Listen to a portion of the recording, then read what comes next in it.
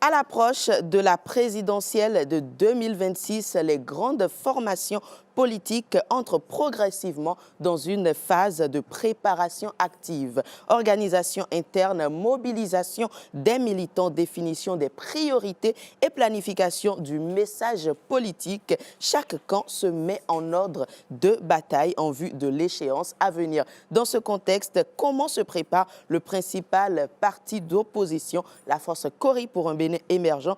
Quelle dynamique anime aujourd'hui les responsables et militants de la FCBE? Nous en parlons avec notre invité. Bonjour et bienvenue. Bonjour. Alors, je reçois pour vous Yaya Garba, premier adjoint au secrétaire exécutif national du parti. Et évidemment, on le sait, vous êtes également ancien maire de Bembereke. Alors, à l'approche, je dirais, de la présidentielle de 2026, comment se prépare la FCBE face à cette échéance? Merci, madame. Permettez-moi d'abord de vous remercier pour cette invitation. C'est un devoir. Parce que cela participe quand même de l'équilibre des informations par rapport aux forces en liste pour les présidentielles. Je veux profiter également pour dire merci à tous les Béninoises et tous les Béninois qui nous suivent en ce moment, et principalement les militants et sympathisants qui ont mouillé le maillot pour les élections générales, même si les fruits n'ont pas tenu la promesse des fleurs. Il faut dire que la FCBE assume avec plénitude sa charge de mobilisation des militants à la base. Vous savez, les contextes n'étant pas les mêmes, les élections passées, c'est les élections générales, mais là, l'enjeu est autre chose. Donc, nous nous gênons, nous nous mobilisons avec les structures à la base, puis les adhésions qui viennent par le déferlement qu'il y a au niveau de notre siège. Et vous le disiez, hein, à l'entame, les élections générales se sont déroulées, les résultats n'étaient pas forcément à la hauteur des efforts fournis peut-être, mais quelle dynamique anime actuellement à la fois les responsables et les militants du parti, parce qu'il s'agit quand même de la présidentielle cette fois-ci? Vous avez raison. Il faut dire que depuis 2016, hein, la FCBE est un parti qui est garant des réformes et de leurs applications. Et en ce moment-là, nous avons fait ce que nous pouvons au niveau de la structuration du parti à la base, mais aussi participer non seulement à toutes les élections, mais le plus important, c'est que la FCBE, en ce moment, a obéi à tout ce que vous savez, y compris même à expérimenter, je peux dire, la signature des accords. Et nous faisons également le ralliement des adhésions. Voilà un peu ce que je peux dire. Le ralliement, comment ça se passe? Vous descendez vers les militants à la base dans les différentes communes, différents départements? D'abord, il a été question de restructurer la base. D'accord. Réorganiser la base. Mais ensuite, nous avons tendu la main à l'opposition sur toutes ses formes. Okay. Puis, nous avons des personnalités qui ont adhéré volontiers parce que justement, ils rêvent que le Bénin change. OK. On découvrira tout cela d'ici quelques semaines quand les campagnes vont vraiment démarrer. Mais je me permets de vous poser cette question. La FCBE, on a vu le camp d'en face. Est-ce que vous estimez aujourd'hui disposer à la fois, je dirais, des ressources, à la fois humaines et matérielles nécessaires pour déjà démarrer la campagne, affronter la campagne et viser la victoire, puisque c'est ça l'objectif au soir du scrutin? Par rapport aux ressources humaines, comme je viens de vous le dire, on n'a pas de problème. Parce que nous sommes un parti qui est structuré jusqu'à tous les villages du pays. Ensuite, au regard de l'enjeu, vous pouvez reconnaître avec nous que nous avons eu 64% de la population des votants qui sont absents aux élections générales. C'est-à-dire que également, c'est un foyer de gens qu'il faut convaincre Ils sont frustrés, ils ne sont pas aux élections, mais compte tenu de l'enjeu, je suis sûr qu'ils viendront dire leur mot pour désigner le gagnant en s'alliant vers le parti de l'opposition. En ce qui concerne les ressources matérielles, il faut l'avouer, nous ne sommes pas un parti avec beaucoup de moyens. D'ailleurs, au regard de ceux qui sont en face, qui déploient un arsenal de moyens contre nous, bien entendu. Mais nous, on ne peut pas se targuer d'avoir des moyens. Il faut l'avouer, comme je le disais tantôt, parce que quand on parle de la peau, la tortue n'a rien à signaler. Mais nous comptons justement sur les personnes ressources, sur les ressources humaines, pour que les gens voient véritablement ceux qui visent, ceux qui espèrent que le Bénin puisse changer un jour, qu'ils viennent avec nous pour qu'ils votent le candidat de l'opposition. D'accord. C'est vrai hein, que l'heure n'est pas encore au message, on le saura, mais qu'est-ce qui distingue, je dirais, votre vision de celle de vos adversaires, par exemple? Nous n'avons pas vu le projet de société du candidat Wadaï, mais en supposant qu'il est le candidat de la continuité, nous pouvons dire que ce que nous proposons est véritablement très différent. Ah oui. Très différent dans la mesure où, d'abord, nous voulons dire que saluer avec beaucoup de respect le candidat et son mentor.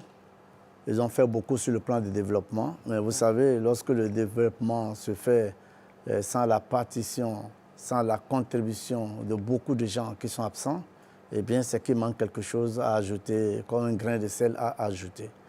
Et nous savons qu'aujourd'hui, le volet social est un pan qui n'a pas été vraiment réussi par le président qui est là. Il a fait le développement, il a apporté la stabilité des institutions, nous l'avons bien, mais il reste encore quelque chose. Il faut tendre la main à tout le monde, à toutes les intelligences du pays. C'est sur ce plan-là, nous allons faire recours aux gens de la diaspora, à tous les fils qui sont à l'extérieur et qui estiment qu'il est temps que le Bénin soit développé par tous ses fils, sans aucune forme de discrimination, sans aucune forme. Et il faut gouverner avec la quiétude, la paix et non la peur. Et justement, on vous sent assez organisé, mais que répondez-vous dans ce cas à ces personnes-là? Parce que dans l'opinion publique, il se dit pas mal de choses. Le candidat de l'opposition actuelle, donc, est peut-être un candidat poids léger, fantoche, qui ne fait pas le poids face à la grande machine qui est mise en place quand même de l'autre côté. Non, en fait, c'est une question qui m'étonne moi personnellement, parce que je me dis que les élections ne se ressemblent pas. Encore celle-là, la présidentielle, mais c'est une élection de tous les enjeux. On ne peut pas se plaindre dans le coin et après se mettre à se rallier à celui dont vous plaignez. Donc moi je crois que c'est l'opportunité qui est donnée à tous les Béninois d'unir leur voix pour venir faire avec nous un gouvernement d'union nationale et gérer avec tout le monde. C'est ça qui est important. Nous ne doutons pas de la compétence du candidat qui est en place. Il fait partie des valeurs du Bénin, comme d'ailleurs son mentor. Mais on ne peut pas diriger avec la peur. On ne peut pas suivre les gens avec la peur. Il faudrait que la véritable liberté d'expression soit. C'est de ça qu'il est question. Et nous avons besoin de tous les fils. Nous avons besoin, nous, de toutes les compétences qui existent au Bénin. Voilà, madame. Merci beaucoup, monsieur Yaya. On se rend compte des difficultés, parfois matérielles, mais humainement, tout le monde est soudé. Le camp d'en face, quand même, évolue. Comment est-ce que vous comptez vous organiser? Est-ce qu'il y a une forme d'organisation à l'interne pour être assez performant? Parce que l'échéance, elle est là. Oui, il y a une forme d'organisation, mais souffrez, madame, que nos stratégies ne soient pas dévoilées Absolument. Dans une place de la télévision, parce qu'on ne saurait mettre le piège devant la pèderie. Les adversaires nous suivent en ce moment et point n'est besoin de dire ce que nous avons l'intention de faire ou que nous sommes en train de faire, au risque d'être contrecarré. Mais je sais qu'un travail se fait, et un travail de fourmi, un travail d'adhésion, des personnes ressources, des personnalités, des mouvements qui viennent tout azimut pour dire que votre projet de société est bien entendu, eh bien, il est accrocheur. Et par rapport à ça, nous pensons que nous pouvons vous aider, nous pouvons aider le Béninois à changer. Et changer, ce n'est pas parce que l'autre ne fait pas bien, pas forcément, mais c'est parce que cette fois-ci, nous avons besoin que tout le monde participe, mettre la main à la pâte. C'est de ça qu'il est question. Il faut gouverner avec tout le monde. Et nous serons prêts à le faire. Et au sein justement de votre parti, on se rend compte que tout le monde est, je dirais, sur la même longueur d'onde certainement. Est-ce que tout le monde est sensibilisé pour se dire c'est le moment de jouer les cartes, contrairement peut-être à ce qui se dit où vous êtes plutôt passif et faites figure justement de décoration parfois? Non, vous savez, c'est les moyens. Et le Béninois, là où c'est un peu dommage, le Béninois veut une chose et son contraire. Veut que le pouvoir arrive aux pauvres, mais demande de l'argent pour que cela soit. Là, ce n'est pas bon. Les autres, ils ont les moyens. Ils ont vraiment les moyens. C'est eux l'État. C'est une continuité. Et tous les membres ont des véhicules d'État. Ils circulent librement. Mais nous n'avons pas assez de moyens. Mais nous avons des idées. En dehors des idées, est-ce que vous essayez de mobiliser les fonds? Parce que c'est quand même, comme je le dis, il faut se déplacer, il faut rencontrer des gens. Oui, ça se fait. Ça se fait régulièrement. Ça se fait régulièrement et nous avons quand même quelques partenaires qui nous tendent la main. Des gens qui croient encore et qui pensent qu'on peut. Mais nous comptons véritablement. Nous, notre matériel, c'est l'humain. Notre matériel, c'est l'humain. C'est la mentalité. En dehors de l'humain, est-ce qu'il y a d'autres atouts, d'autres réalités qui, selon vous, pourraient permettre de mieux réussir cette campagne-là? Oui, bien sûr, nous sommes là et nous sommes prêts. D'accord. Nous avons quand même quelques moyens parce que vous savez, la FCB, c'est un vieux parti, il est organisé, il est là à l'opposition depuis 10 ans. Et aujourd'hui, nous avons beaucoup de stratégies qui permettent aux gens de nous croire. Et c'est en nous croyant justement que tout peut se faire. On a vu aussi des partis ici sans aucun moyen qui ont pu faire tâche d'huile. Et nous pensons qu'aujourd'hui, c'est notre tour.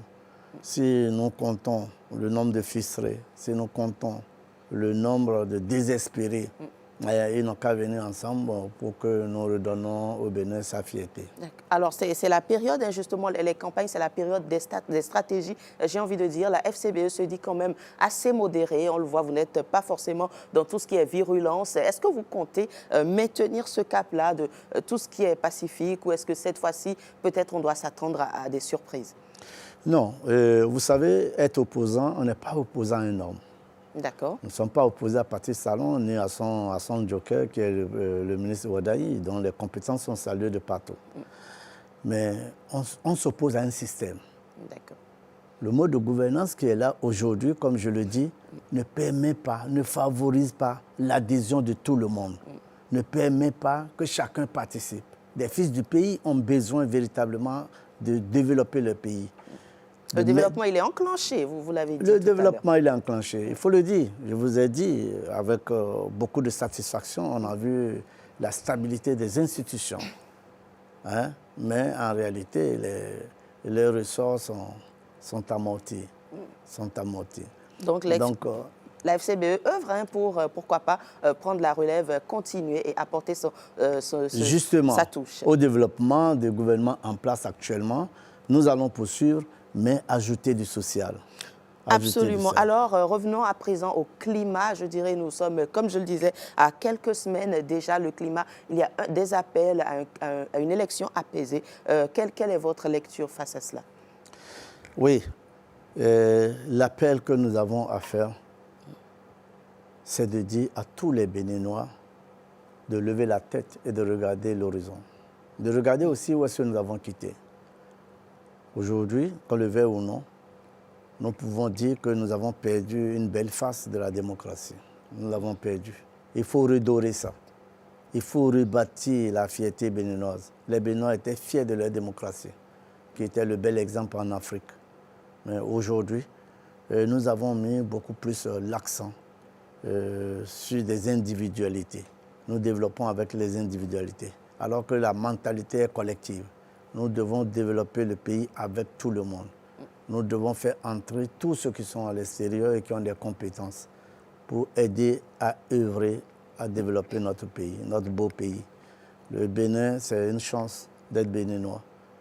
Et aujourd'hui, il faut l'avouer, le président Talon, il fait assez, mais la crainte, la liberté d'expression n'est pas totale. Ça fait que nous avons des frustrés encore. C'est de ça qu'il est question. Vous rejoignez donc certainement en partie, en tout cas, cet appel collectif à la paix, à l'apaisement en cette période sensible, pour préserver le bien-être de chacun. Oui, c'est pour ça que la FCBE n'est pas une opposition farouche qui regarde l'adversaire et condamne. Non, nous ne regardons pas l'adversaire pour condamner. Nous voyons ce que l'adversaire fait du bien et nous saluons. Mais également, nous écoutons la base, nous écoutons le peuple, les plaintes qu'il y a, à quel niveau les plaintes sont. Le diagnostic va être fait, eh bien, secteur par secteur, et nous allons chercher ensemble les solutions.